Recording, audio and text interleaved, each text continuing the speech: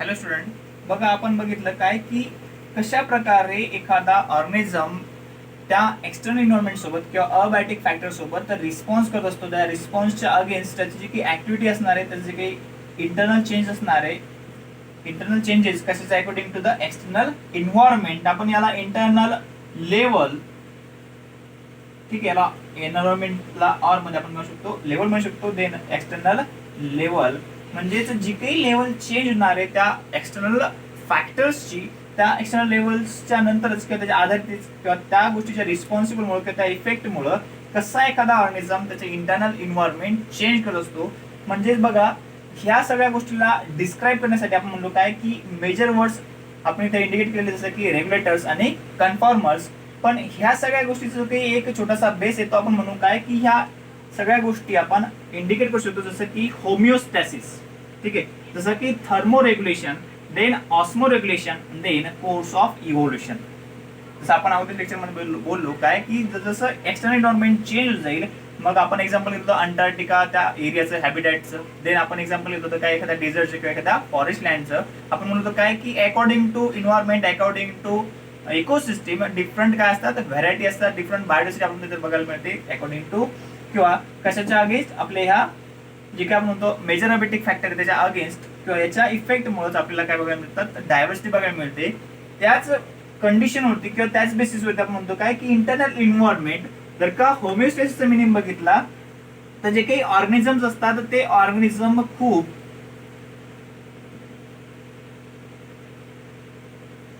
Organisms काय करत असतात, तर ट्राय करत असतात त्यांचं जे काही इंटरनल एन्व्हायरमेंट आहे, इंटरनल जी काही कंडिशन आहे ती टिकून ठेवण्याचे जे काही प्रयत्न करत असतात, त्या टिकून ठेवण्याच्या प्रोसेसला आपण म्हणतो काय होमिओस्टॅसिस. ऑर्गॅनिझम काय करतात, इंटरनल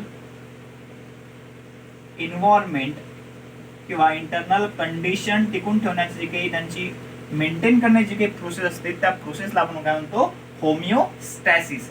मग आता ही प्रोसेस का करतात ते, कारण की त्यांच्या बॉडीचे टेम्परेचर जे काही असणार आहे किंवा त्यांच्या बॉडीमध्ये जे काही बायोकेमिकल प्रोसेस, मेटाबॉलिक जे काही रिएक्शन सुरू असतात, त्या होण्यासाठी एक ऑप्टिमल टेम्परेचर महत्त्वाचं असतं. ते टेम्परेचर टिकून ठेवण्यासाठी, एक पर्टिक्युलर एन्व्हायरमेंट टिकून ठेवण्यासाठी ते करत असतात, तर नेहमी ट्राय करत असतात मेंटेन करण्यासाठी एक पर्टिक्युलर ते एन्व्हायरमेंट.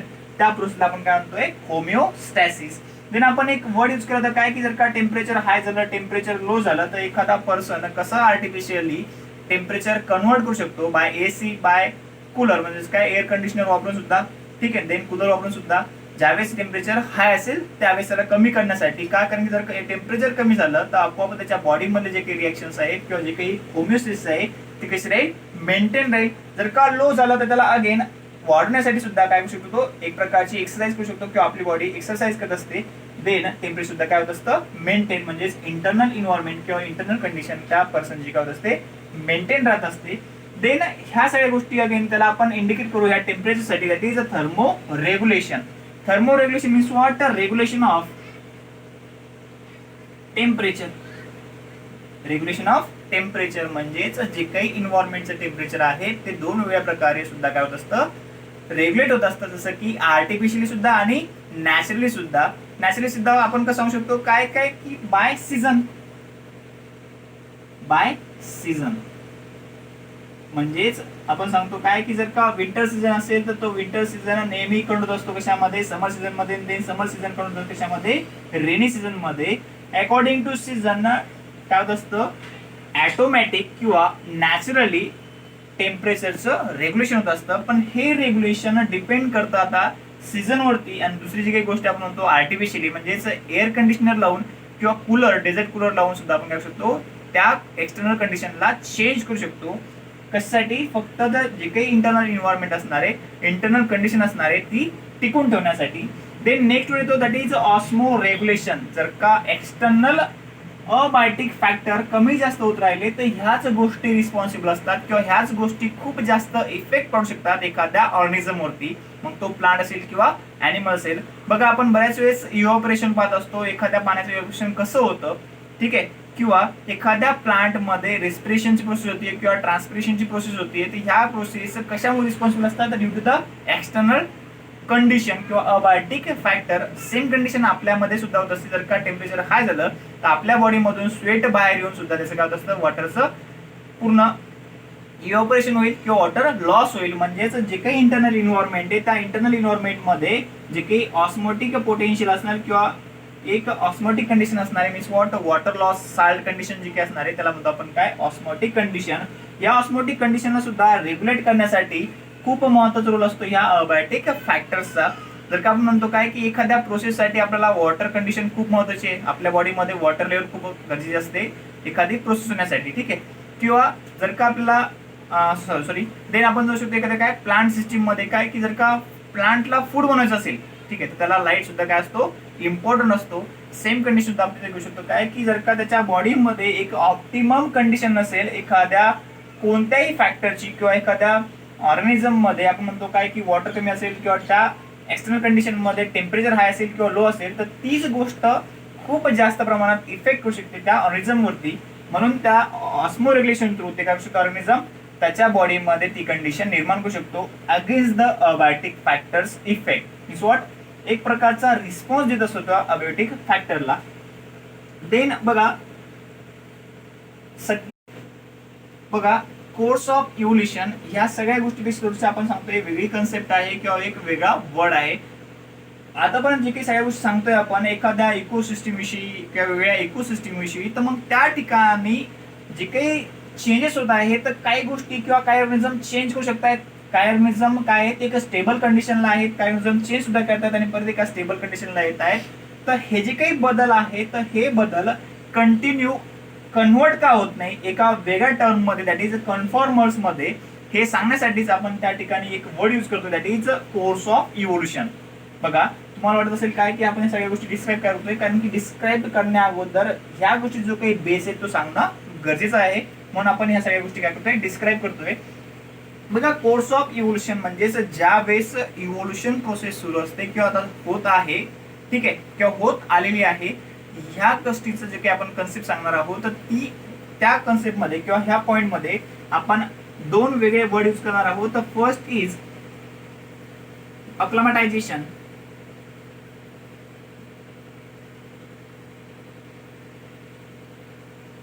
अक्लमटायझेशन, आणि सेकंड इज अडॅप्टेशन.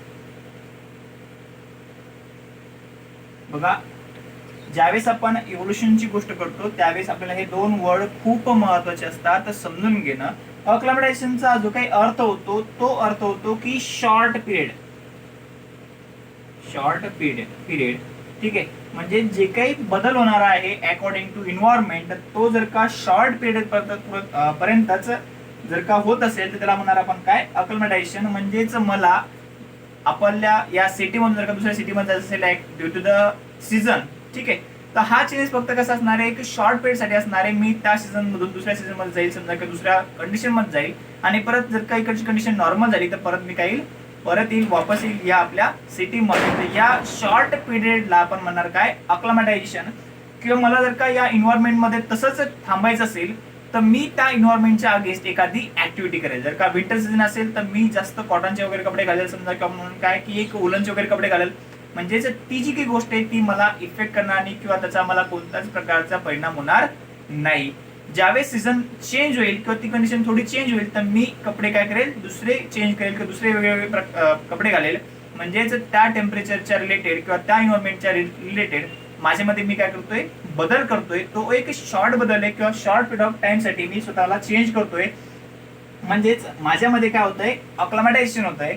पण अशा वेळेस बरीचशी कंडिशन आपल्याला बघायला मिळते किंवा मिलियन्स ऑफ इयर नंतर जर का एखादी रेग्युलेटर आहे किंवा पार्शियल रेग्युलेटर जर का एखादा ऑर्गॅनिझम आहे, तर तो ऑर्गॅनिझम कन्वर्ट होत असतो त्या कन्फॉर्मर स्पेसिस मध्ये किंवा कन्फॉर्मर ऑर्गॅनिझम मध्ये. याचा अर्थ काय होतोय की एखादा ऑर्गॅनिझम त्याच्या डायरेक्ट डीएनए मध्येच काय होतोय, चेंज होतोय. म्हणून त्या ठिकाणी तो काय करू शकतो, सर्व्हाइव्ह करू शकतो. त्या ठिकाणी तो जास्त दिवस राहू शकतो. त्या कंडिशनला तो रेजिस्ट करू शकतो, टॉलरेट करू शकतो आणि आरामशीर त्या ठिकाणी काय करू शकतो, सर्व्हाइव्ह करू शकतो. ठीक आहे, मग टेम्परेचर कितीही हाय हो, टेम्परेचर कितीही लो हो, इझिली त्या ठिकाणी तो काय करेल, सर्व्हाइव्ह करेल.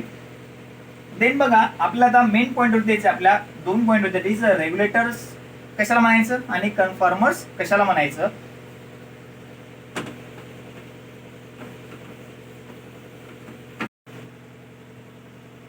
रेग्युलेटर्स, ठीक आहे. फर्स्ट आपण पॉईंट घेतोय की दॅट इज रेग्युलेटर्स.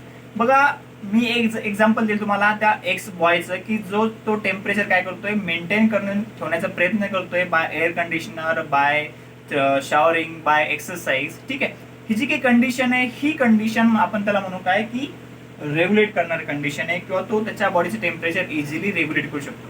पण बघा असं बऱ्याचशा वेळेस होतं काय की एखादी गोष्ट आपण अफोर्ड करू शकतो किंवा घेऊ शकतो, सगळेच जण ती गोष्ट करू शकत नाही.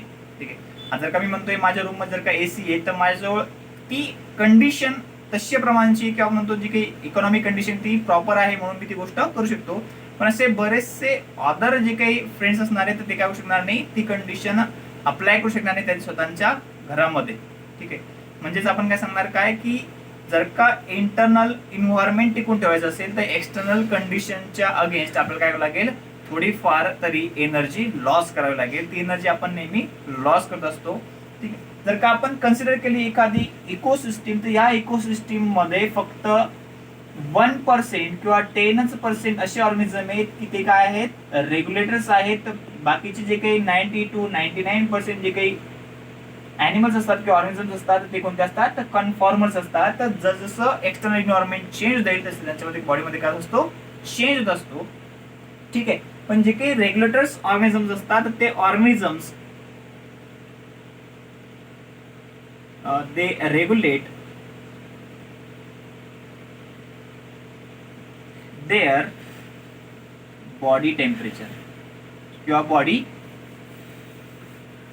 कंडिशन असं म्हणू आपण, किंवा त्याला नॉर्मली आपण होमिओस्टॅसिस सुद्धा म्हणू शकतो. असे ऑर्गॅनिझम्स की काय करत असतात तर ते ऑटोमॅटिकली आपल्या बॉडीचं जे काही होमिओस्टॅसिस कंडिशन असणार आहे, इंटरनल कंडिशन असणार आहे, इंटरनल इन्व्हायरमेंट असणार आहे ते टिकून ठेवण्यासाठी एनर्जीचं काय करत असतात लॉस करत असतात.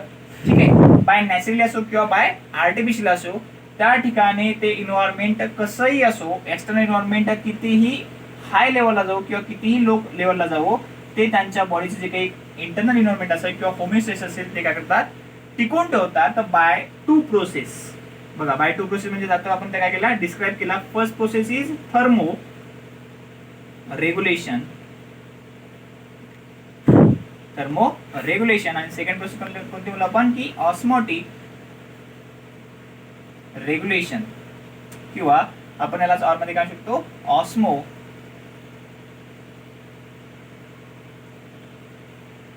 रेग्युलेशन,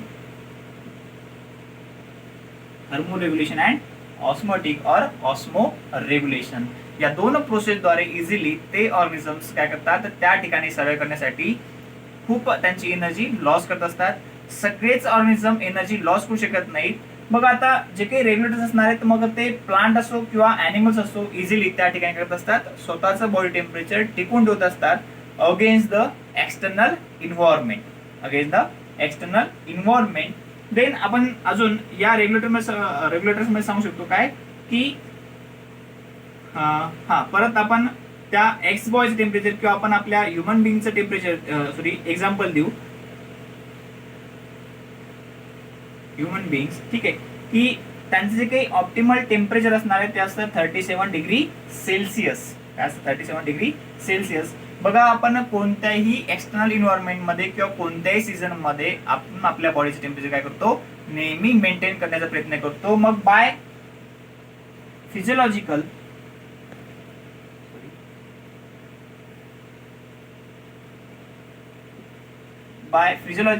मीन और बाय आर्टिफिशियल